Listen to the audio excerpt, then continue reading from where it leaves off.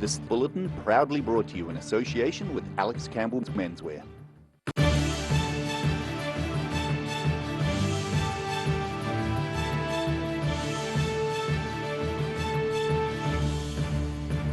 Tonight on the South Today, environmental activists blocked another coal train this morning.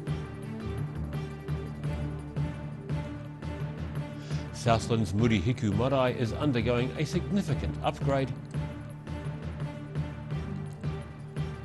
And divers from across New Zealand are converging on Dunedin, set to make a splash this weekend.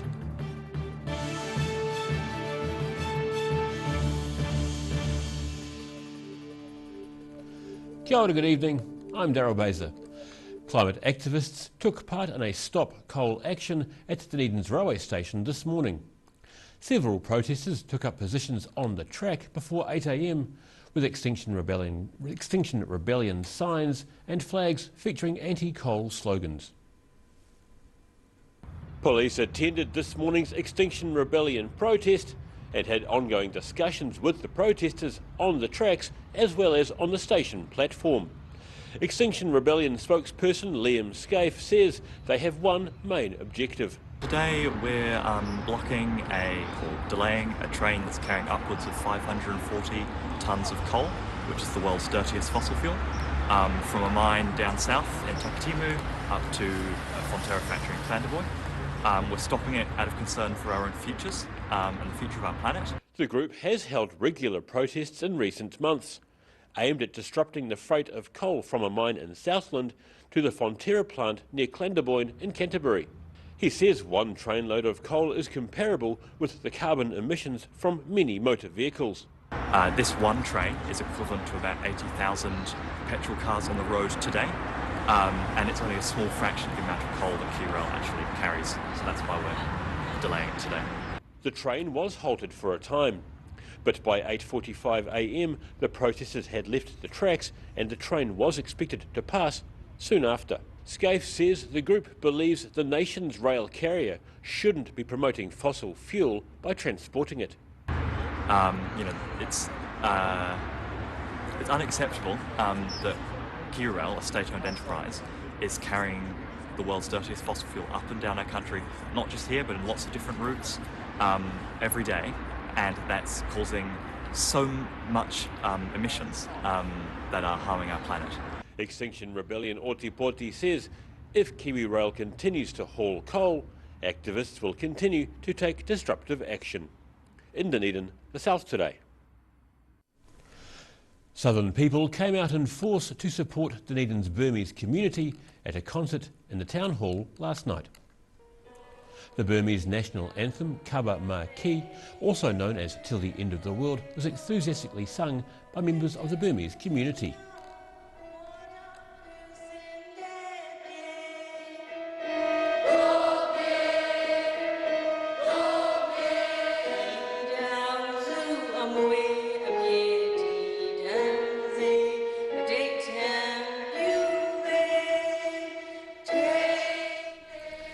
Here Waka Kotoia were amongst the multicultural range of artists supporting Burmese people following the recent military coup in Myanmar.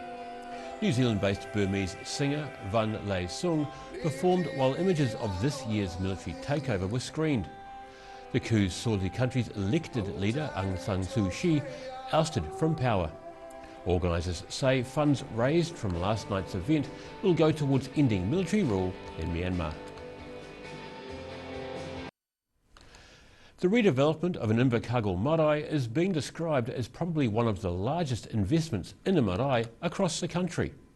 The upgrade to Murihiku Marae will include community facilities, including social housing, a community medical hub and cultural space. Finance Minister Grant Robertson visited the Murihiku Marae just south of Invercargill yesterday to attend a presentation about how the facility is to be upgraded. The redevelopment will include social housing, a community medical hub and cultural space.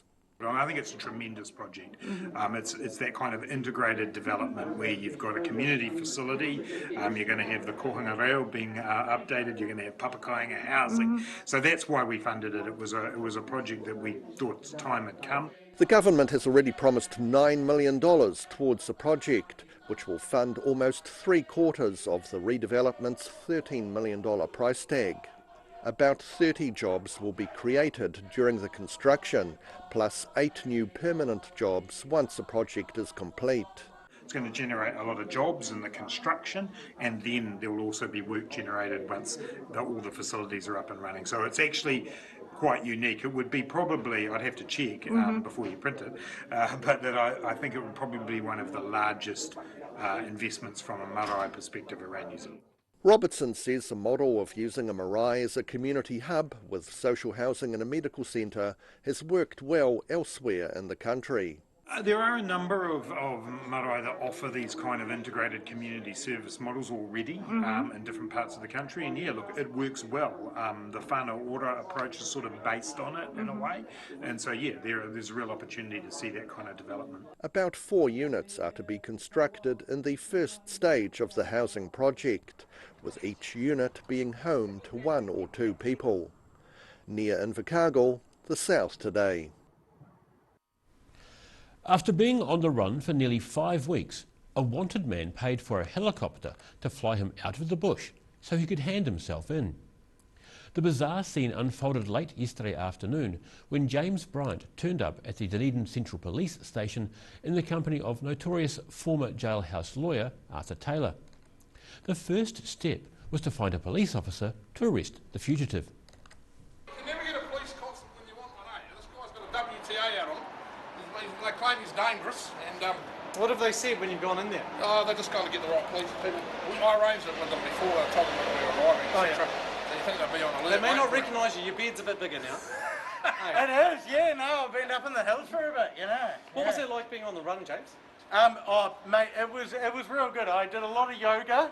You can't really see it on my physique. Yeah. But yeah, no, it's been good. Thank you, officers. Let's go.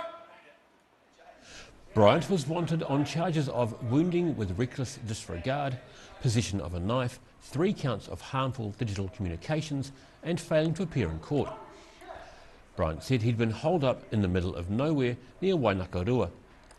Taylor says he knew Bryant before he went on the run, as Bryant helped him build a website. Divers from across the country are converging on Dunedin for the South Island Diving Championships this weekend.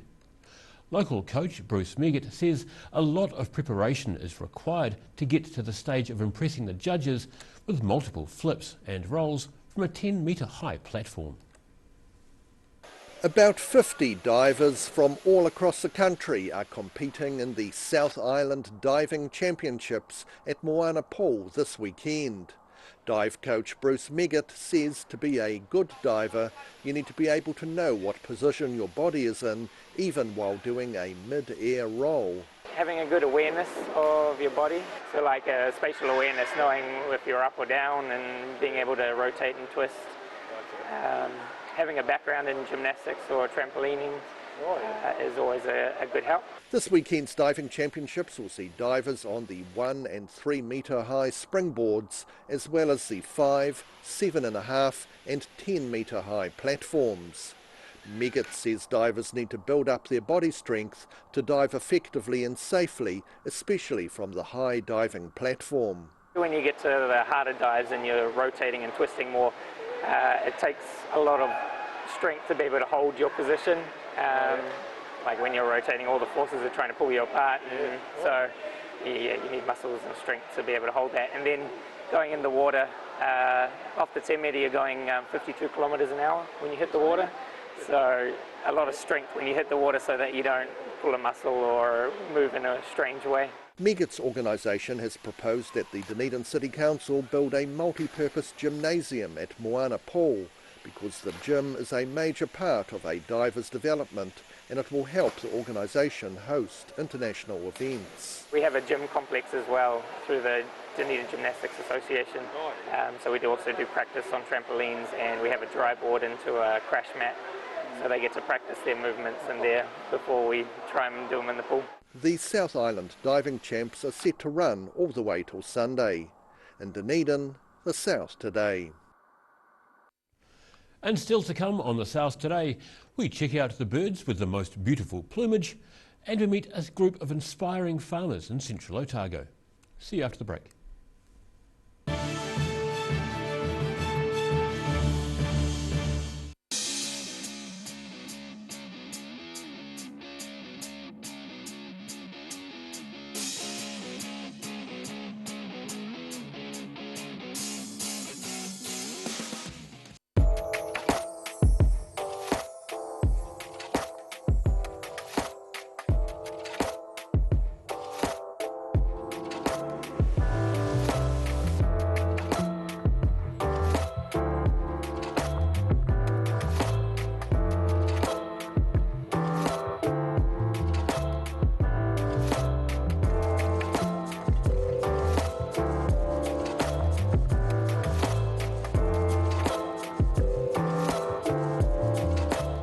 Introducing Tussock Country, New Zealand's hot new country music festival.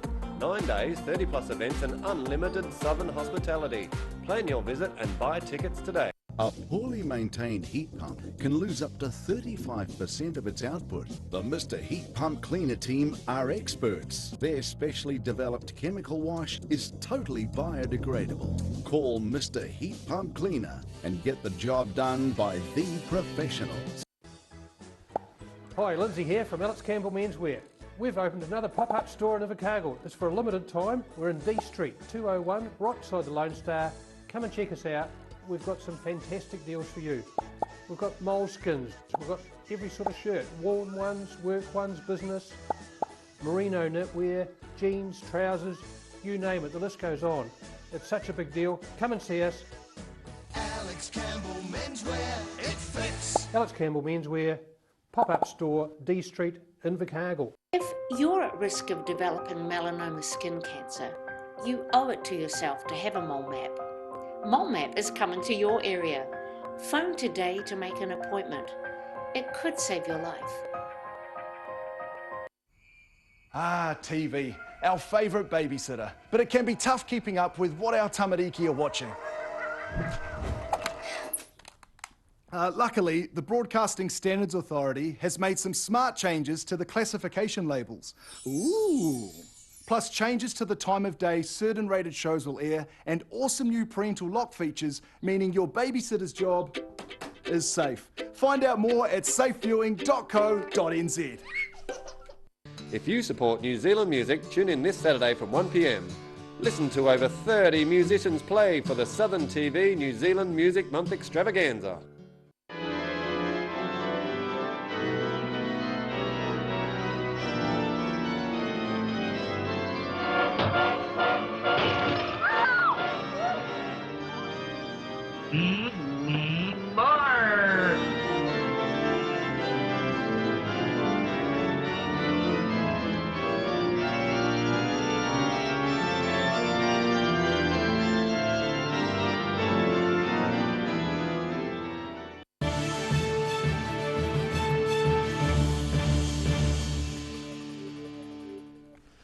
No mai anō, welcome back.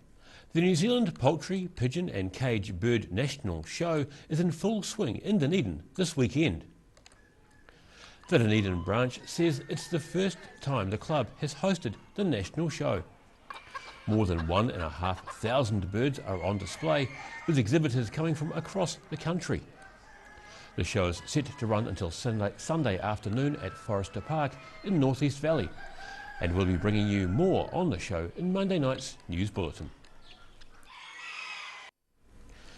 A Dunedin father has made a special gift for his daughter, which is set to help her roam while solving her accommodation needs. It's mobile and has been described as one step up from tenting.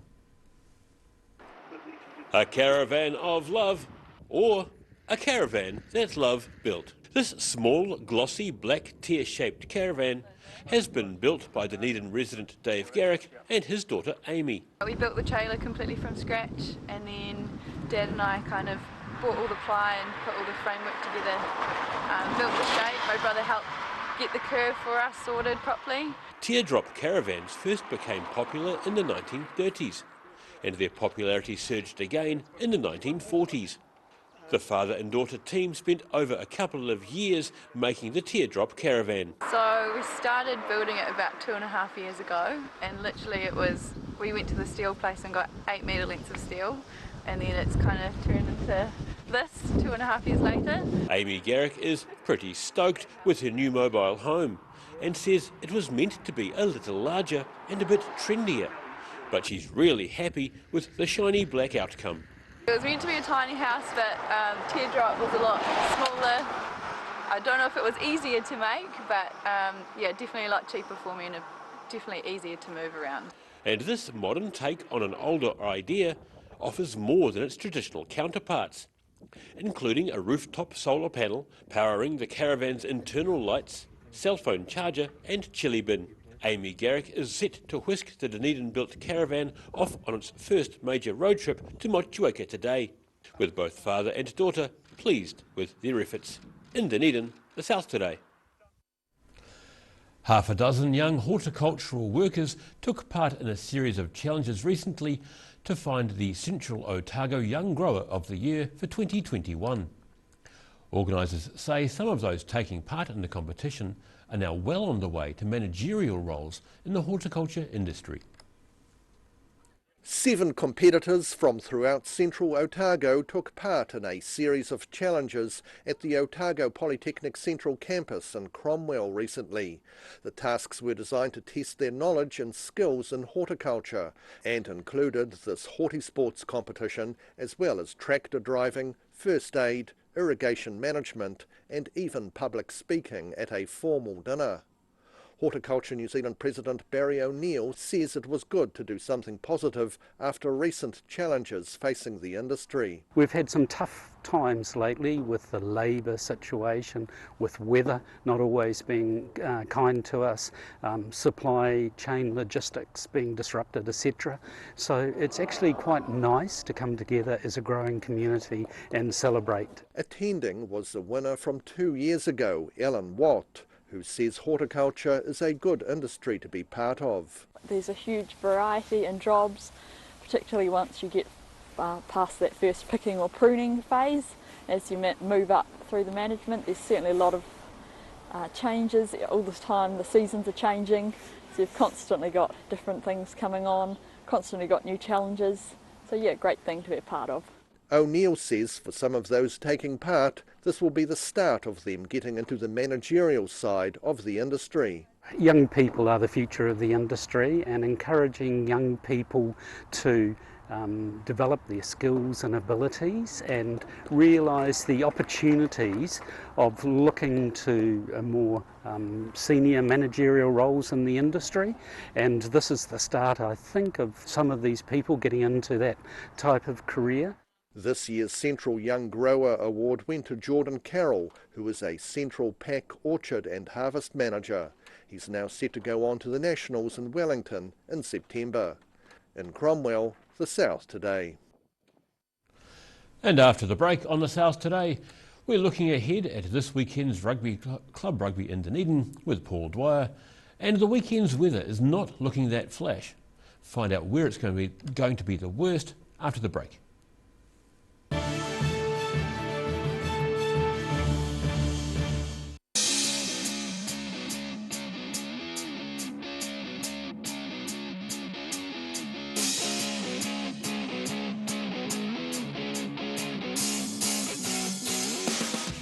If you're at risk of developing melanoma skin cancer, you owe it to yourself to have a mole map.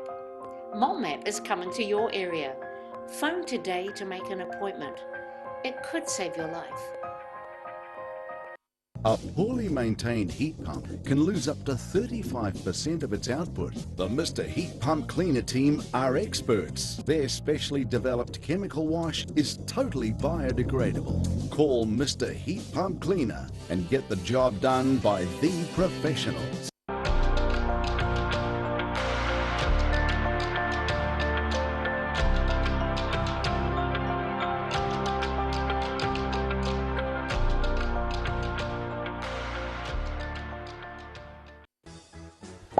Hi, Lindsay here from Alex Campbell Menswear.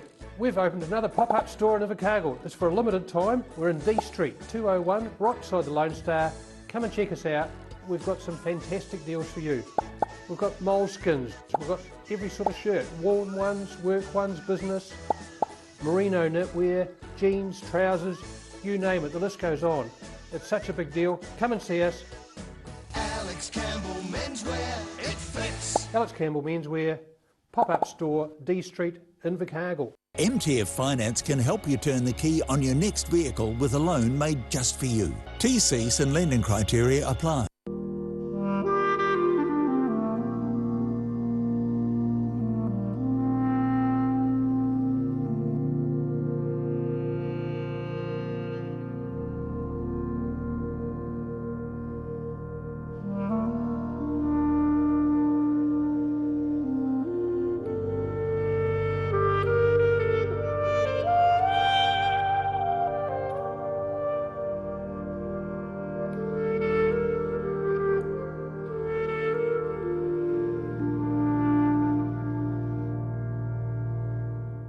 If you support New Zealand music, tune in this Saturday from 1 p.m. Listen to over 30 musicians play for the Southern TV New Zealand Music Month Extravaganza.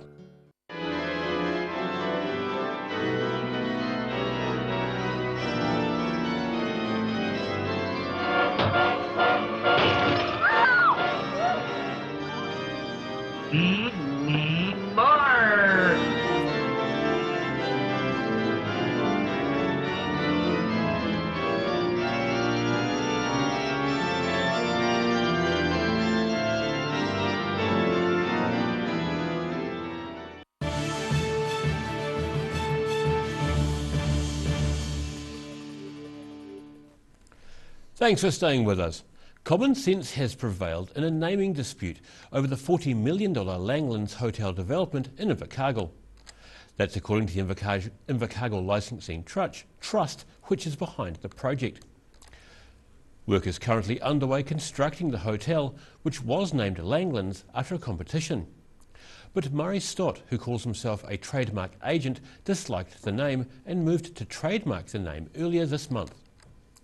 The Licensing Trust says the name has both links to Southland and Otago. The Trust's lawyer contacted Stott earlier this week, and Stott has now withdrawn the application. To protect themselves for the future, the Trust has now submitted a trademark application of its own. In this edition of Rugby Chat, rugby aficionado Paul Dwyer talks with local club rugby player Chris Bell. Bell is set to play his 272nd club game this weekend. Welcome to ODT Rugby Chat for another week, brought to you by Garrett Orr, my old mate Gerald Orr across there in Kaikoura Valley. Make sure you buy a door off him. Look, I'm going with one person this week, famous man in town, Chris Bell. He's playing his 272nd game for the mighty Zingari Colours at the weekend, which breaks the record of Big Eric Vafuasaga, who we think played 271 games, but really nobody's too sure. Just to be mentioned in the same company as some of those players that, you know, like when I started, I was looking up to try and maybe be like them, and now I'm in the sort of same company and the same breakdown as them, and it's not too bad. I mean, we need to keep how do we keep guys in the game like you? It's like, our club's easy because they're just a family. Yeah. So it's about keeping everyone not happy, but in the family. I mean, you've got Dunedin legends out there that are still playing and trucking around, and they're never going to leave, are they? So, no. So so at this stage, you'll be back next year. So it's got to be. Do you find it a real chore though? And I know a lot of guys do, and that's why they do give it away. It's not about the games; it's about the trainings in the middle of winter, and it's not warm at Monticello. You know, in the middle of when that wind comes up the hill. It's never warm up there. It's never warm up there. So you've still got the motivation to turn up to training and play. Yeah, still got the motivation. I mean, we've got guys that are showing up that want to do it as well. So that's to try and keep up with them. Then I have to push myself as well. So it's good. Do you keep yourself naturally fit? Yeah, I don't train a hell of a lot. You don't train outside a lot? of it, just naturally. And AU versus Singers, look, nearly too close to call, but it's for the Grace Mills Trophy. It's Bally's 272nd game, so I'm going to pick Zingari as well. So congratulations, mate, and congratulations for that longevity, and I hope it goes well on the weekend.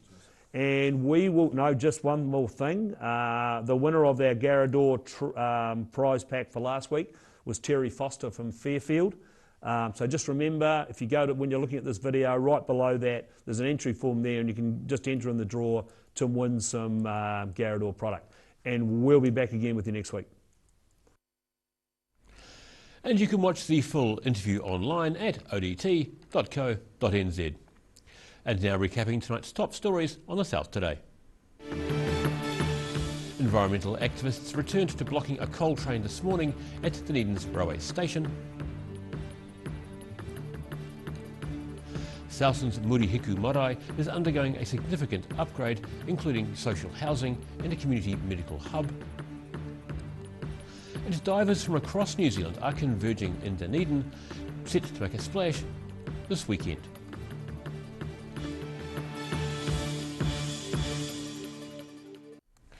Time now for a look at what's happening in tomorrow's ODT. We welcome the Deputy Editor, Mr. Craig Page. Kia ora, Craig. Good evening, Daryl. Yeah, big weekend, of course, Saturday edition, and it's all eyes on Queenstown this weekend with the arrival on Sunday of the Australian PM Scott Morrison. Of course, the visit was in doubt, I guess, with the COVID breakout again in Melbourne and going into lockdown over there, but confirmation day they will go ahead, arriving Sunday morning. And a busy couple of days, really, meeting up with PM Jacinda Ardern and other MPs as well. Lots of discussion, I guess, around tourism and the Trans-Tasman bubble up there, but also there'll be conversations about the continued deportation of 501s from Australia to New Zealand, and also both countries' relationships with China. So yeah, there'll be lots of heated conversations, I would imagine. So we'll have lots of coverage of that over the weekend on our website and, of course, on Monday's paper as well.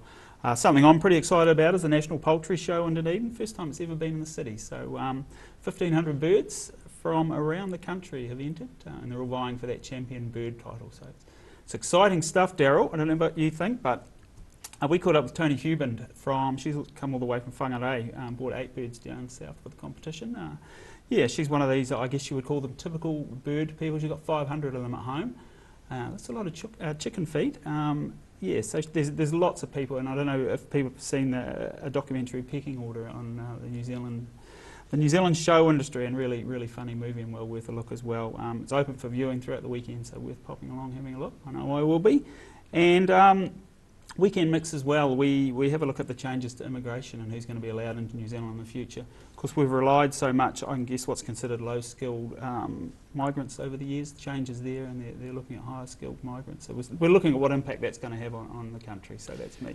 Excellent. All that and very much more. And lots to crow about at the Poultry Show. Time now for a look at the weather.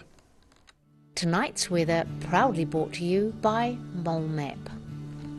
Beginning with the southern view, the remains of the former Cadbury factory as its demolition continues. Looking at the situation, crank up the heating and get the washing off the line as we're in for a very wet weekend ahead, with heavy snow in the ranges, heavy rain possible in North Otago, widespread rain everywhere else.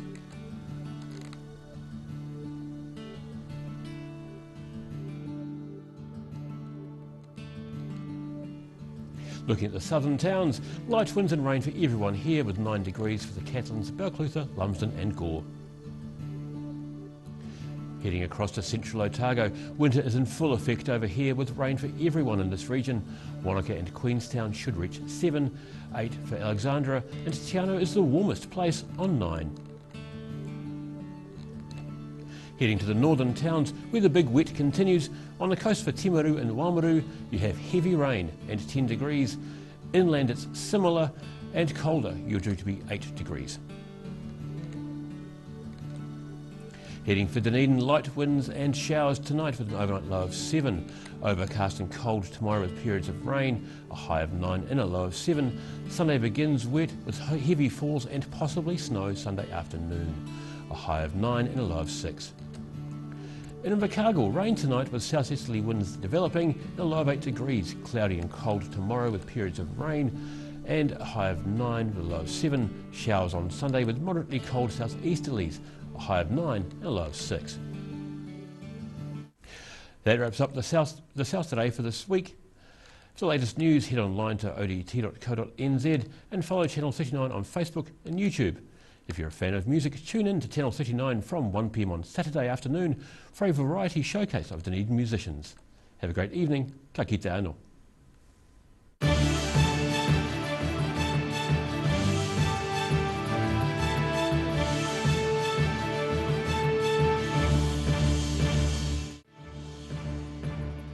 This bulletin proudly brought to you in association with Alex Campbell's Menswear.